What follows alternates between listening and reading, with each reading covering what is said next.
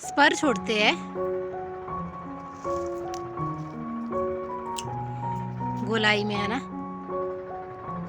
तो अभी ये आप मेरे हाथ में ये ब्रश देख रहे हो, आप ये मत सोचना कि मैं अभी कपड़े धोने जा रही हूँ कपड़े मैं नहीं धो रही हूँ, इसका काम मैं अभी आपको बताऊंगी।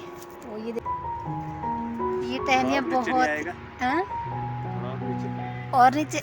हेलो दोस्तों, नमस्कार। मैं कुलवी एंजल स्वागत करती हूँ आप सभी का एक बार फिर से हमारे एक और नए व्लॉग में। तो अभी हम आए हुए हैं अपने एप्पल के बगीचे में। ये देखिए, ये रहा हमारा एप्पल का बगीचा और आज से हम यहाँ पर स्टार्ट करने वाले हैं प्रूनिंग पेड़ों की। तो मेरे हस्बैंड जी वहाँ गए हैं मेरे ननद जी के घर पे, तो वहाँ से वो प्रूनिंग की वो जो कैंची होती है ना, प्रूनिंग करने के लिए एक स्पेशल औजार होता है, उसको लेने गए हैं।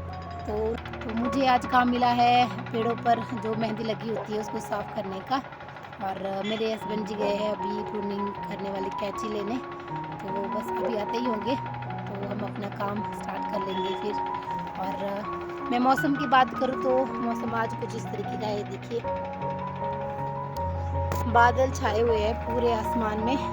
शाम तक क्या पता बारिश आ जाए, और वैसे भी एक दो दिनों में वेदर में बताया गया है कि स्नोफॉल हो सकता है। तो चलिए देखते हैं क्या होता है। आपके वहाँ पर मौसम कैसा है, कमेंट बॉक्स में कमेंट करके ज़रूर बताना। तो चलिए जी, हम तब तक अपना काम शुरू कर लेते हैं। तो अभी ये आप मेरे हाथ में ये ब्रश देख रहे हो, आप ये मत सोचना कि मैं अभी कपड़े धोने जा रही हूँ कपड़े मैं नहीं धो रही हूँ, इसका काम मैं अभी आपको बताऊँगी।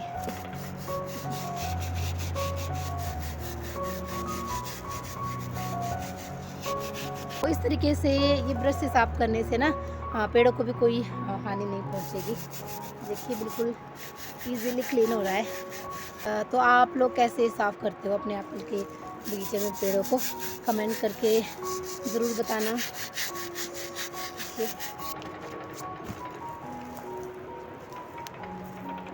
मैंने ये मास्क लगा लिया था फेस पे क्योंकि धूल उड़ रही है ना बहुत ज़्यादा पेड़ से।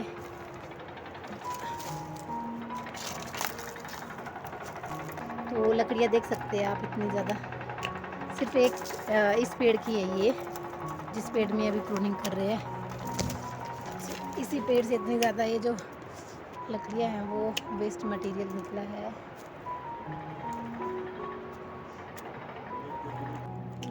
ये पेड़ बहुत ही ज़्यादा बड़े हैं तो इसलिए इनमें प्रूनिंग करने के लिए टाइम लग रहा है बहुत ज़्यादा।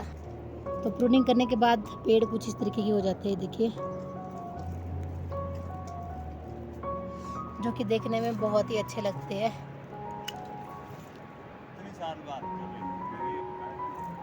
कितनी साल बाद कर रहे हैं? 3-4 साल हो गए मेरे ख्याल से, है ना।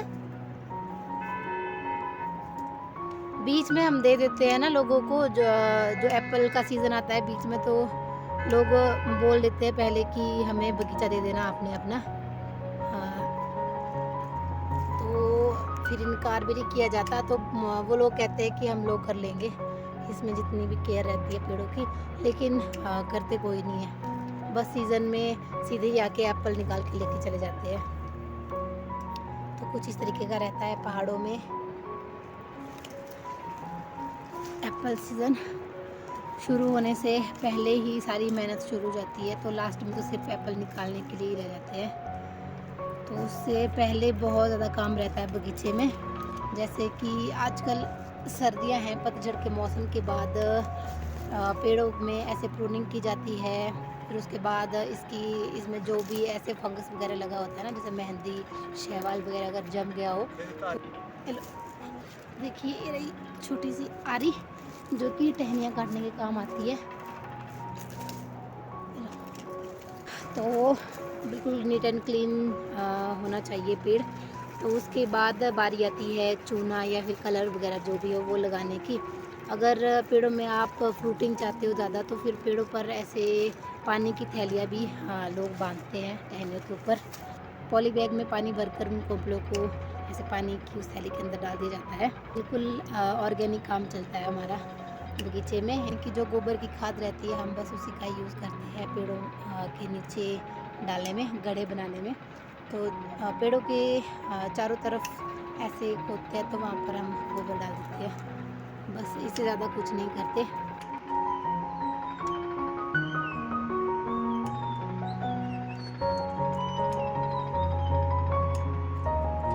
और मेरे हस्बैंड जी लगे हुए हैं वहाँ प्रूनिंग करने पे।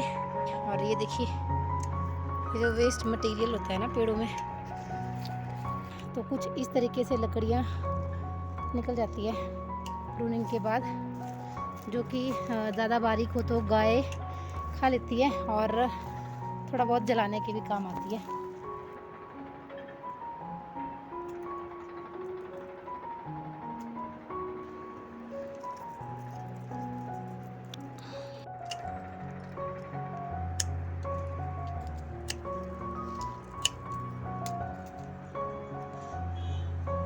स्पर छोड़ते हैं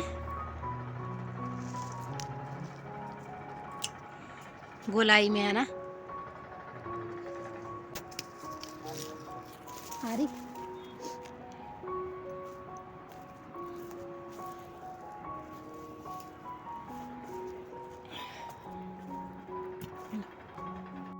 क्या करना, क्या ये लकड़ियाँ? अभी एक और काम मिल गया, देखो। ये जो लकड़ियाँ हैं सारी, वो यहाँ से इकट्ठा करके मुझे अब नीचे पहुँचानी पड़ेगी, वहाँ नीचे। चलिए जी, काम पे लगते हैं अपने।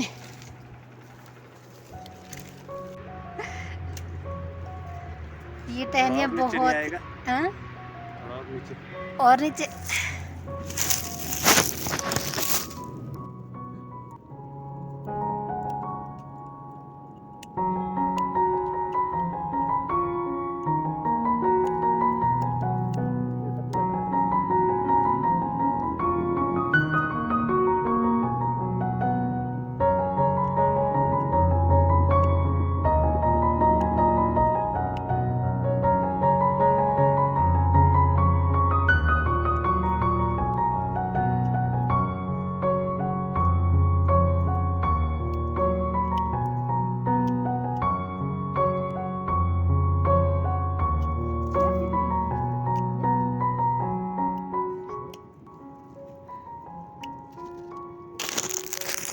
तो कुछ इस तरीके से रहता है हमारा काम है, देखिए। दो लगाना पड़ता है टिकटक से, है ना? ये जो टहनियाँ रहती है ज़्यादा बड़ी बड़ी, इनको खींचना मुश्किल हो जाता है। तो मैं कर रही थी यहाँ से जितनी भी लकड़ियाँ हैं उनको यहाँ से नीचे शिफ्ट करने का काम। वो देखिए, वो मैंने वहाँ पर लकड़ियाँ जमा करके रख दी है। यहाँ पर थोड़ी बहुत है, इनको भी लेके चलते हैं नीचे। मैंने यहाँ पे थोड़ी बहुत लकड़ियाँ इकट्ठा कर ली है। अब मैं इनको यहाँ से नीचे वाले खेत में शिफ्ट करूँगी। अभी ठंडा भी बहुत ज़्यादा हो गया है, क्योंकि ठंडी हवाएं चलनी यहाँ पर शुरू हो गई है। और मेरे हस्बैंड जी अभी भी लगे हुए हैं। इस वाले पूरे एरिया में पत्थर ही पत्थर है, ये देखिए। और ये सारे पत्थर पीछे पहाड़ से आए हुए हैं। तो मैंने यहाँ से जितनी भी लकड़ियाँ हैं वो सारी तो नहीं है, बस ये छोटी छोटी लकड़ियाँ भी बची हुई है वहाँ पे। जितनी वो बड़ी बड़ी सी लकड़ियाँ थी वो मैंने यहाँ पर इकट्ठा कर ली है। तो अभी मैं यहाँ से बाद नीचे वाले खेत में इनको शिफ्ट करने वाली हूँ अभी।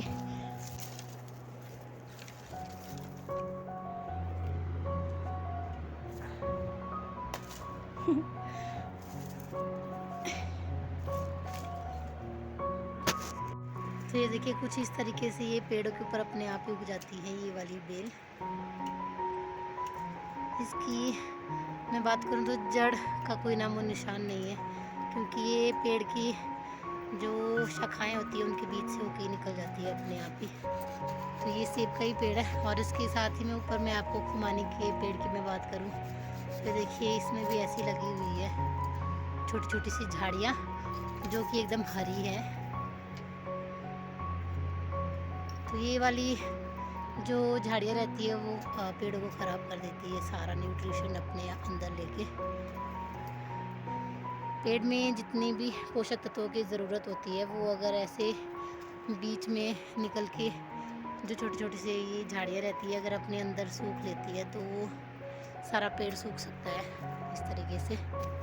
तो ये टाइम से निकालना बहुत ज़रूरी है। तो ये वाला पेड़ मैंने साफ़ कर लिया है एकदम बिल्कुल। ये देखिए इसमें मेहंदी लगी हुई थी, शैवाल जमा हुआ था बहुत सारा।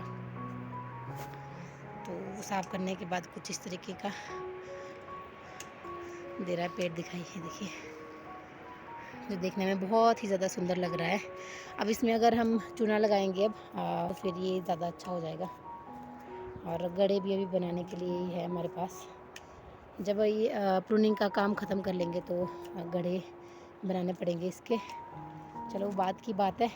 तो मैं यहाँ पर कर रही थी लकड़ियाँ इकट्ठा। देखिए जो बड़ी बड़ी लकड़ियाँ थी वो मैंने वहाँ नीचे वाले खेत में पहुँचा दी है। और अब ये जो बारीक वाली लकड़ियाँ हैं वो उनको इस तरीके से इकट्ठा करना पड़ता है। देखिए तो अभी इस साइड लगी हुई हूँ मैं और मेरे हस्बैंड जी वहाँ लगे हुए ऊपर। और ठंडी हवाएं चलनी शुरू हो चुकी है। और वो देखिए रहा मणिकरण।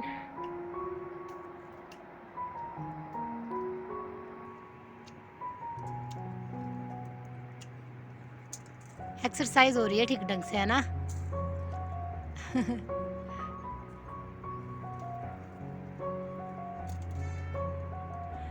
तो कटिंग करने के लिए देखिए ऐसे लंबे चौड़े होना पड़ता है। हाथ पैर खींच के एकदम स्ट्रेचिंग हो जाती है बिल्कुल अच्छे तरीके से। तो चलिए जी, तो यहाँ का काम भी हमने कर लिया है थोड़ा सा कंप्लीट, थोड़ा बहुत, ज़्यादा नहीं, है ना। कितना काम किया, पूरा रहा। तो इतनी सुबह से आए हुए हैं हम यहाँ, देखिए तो सिर्फ 2 पेड़ ही अभी कटिंग हो पाई है, 2 पेड़ों में ही प्रूनिंग। तो ये पेड़ बहुत बड़े बड़े हैं ना, तो और पिछले साल भी इनमें कटिंग नहीं हो पाई थी क्योंकि दूसरों के पास दिया हुआ था ना बगीचा सीज़न टाइम। वो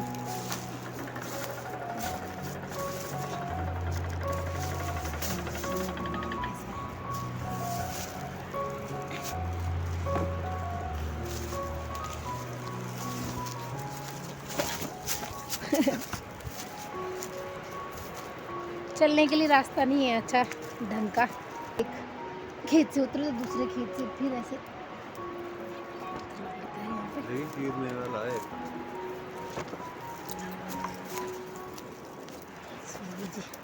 लकड़ियाँ ले जाएंगे हम थोड़ी बहुत घर अभी जाती बार, यहाँ भी काट के रखी हुई थी हमने। तो कैसा लगा आपको आज का व्लॉग, कमेंट बॉक्स में कमेंट करके ज़रूर बताएं। मैं कुल्वी एंजल मिलती हूँ आपसे अपने अगले नए व्लॉग में। तब तक के लिए जय देव भूमि कुल्लू, जय देव भूमि हिमाचल।